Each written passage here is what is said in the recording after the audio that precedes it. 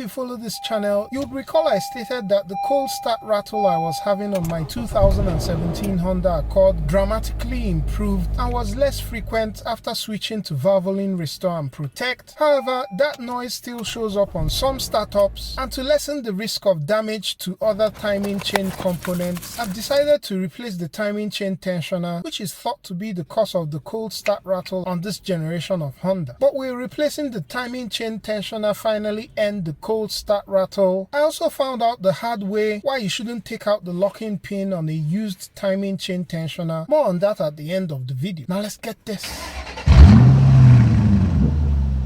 And just so we all know what we're dealing with, here's how the cold rattle sounds. First thing is to chock the wheels and then go ahead to raise the vehicle and set it on jack stands. Just the right side of the vehicle is fine since access to the timing chain tensioner is through the front passenger wheel well. You then need to remove two plastic retaining clips, this one here and this one that you have under here. Starting with this one beneath, it was really a challenge to remove because I was initially trying to save that clip, but when I realized that that wouldn't work, I went ahead to use brute force to get this out. I usually have spare clips lying around for instances like this, and I'll leave a link down below just in case you want to get these clips. The other retaining clip was better behaved and came out quite easily. Next is to tuck this trim piece away, and that brings us to the timing chain tensioner cover, which is held by 3 size 10mm bolts. Using my ale-bend cordless ratchet, I removed the first, second and third bolt, all of which are the same size. The cover is still going to be held down by the sealant, and so you would need a pry tool, and here I'm using the flathead screwdriver, and that pops up and I finish off the removal by hand. The first thing you're going to do is to lock the tension on the tensioner, and you do that by turning the crankshaft counterclockwise to align this hole here with the hole that is going to be exposed on the tensioner. And now you can see that the holes are lined up, and I'll just go ahead to insert a piece of copper wire into that hole. Once you've done that,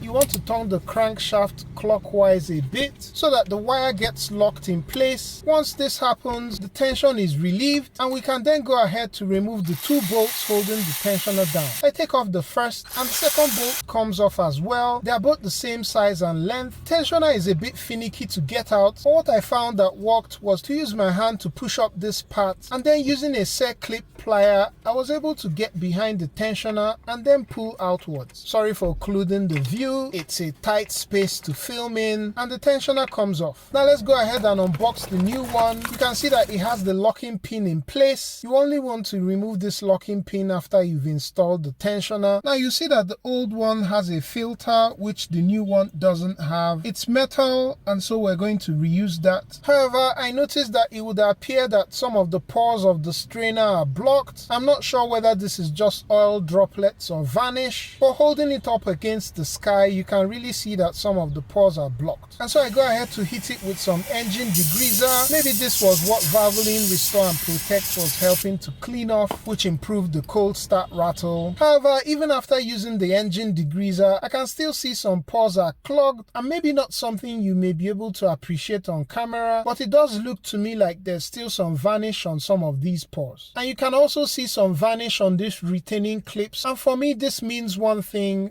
ultrasonic cleaning. And I add this water-based engine degreaser, which has come to become my greatest of all time for cleaning fluids, and then turn on the device. Instantly you can see some of those deposits being lifted away from the filter, and after less than 5 minutes of cleaning, and the filter is as good as new. I rinse it in water and then blow it dry with some compressed air. One last inspection of the pores of the filter against the sky, and all I can say is incredible. Next, I install the filter on the new timing chain tensioner, and now it's time to clean both the mating surface on the engine as well as the timing chain tensioner cover. Here I'm using a Scotch-Brite pad with some degreaser, which works quite quickly. Be sure to also clean the area behind the crankshaft pulley. I improvised by using a flat tool wrapped around a rag that has some degreaser on it. If you don't clean this area, you're going to have oil leaks later, and then go ahead to do the same on the cover itself. I opted to scrape out everything because I didn't want a scenario where some weak gasket material could break off later and clog something. With all of that done, it's now time to install the new timing chain tensioner. I just drop it in place and then use a pry tool to lift it up until I align the holes on the tensioner and the engine, and then go ahead to thread in the upper mounting bolt, followed by the second one. You can then finish off tightening the bolts. I like to do it a little at a time so that I minimize any risk of the part not sitting flush on the engine. Torque on these bolts is 9 foot-pounds or 12 Newton meters. And with that done, it's now time to pull the pin on this tensioner.